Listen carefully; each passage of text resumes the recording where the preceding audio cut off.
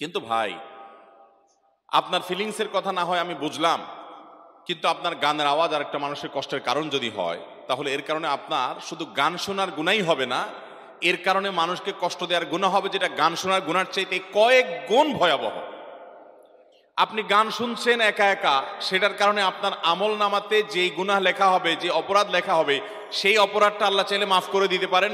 আল্লাহর হক এটা জটিল, খুব জটিল ইস্যু না।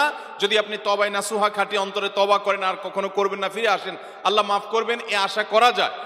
কিন্তু আপনি হাই ভলিউমে শোনার কারণে যে মানুষগুলোর বিরক্তির কারণ হলো, কষ্টের কারণ হলো, কথা বলতে পারলো না, তাহলে এই মানুষগুলোকে কষ্ট দেওয়ার কারণে আপনার আমল নামাতে যে গুনাহ লেখা হবে, শতবার গান শোনার কারণে অত ভয়াবহ গুনাহ আপনার আমল নামা লেখা হবে না।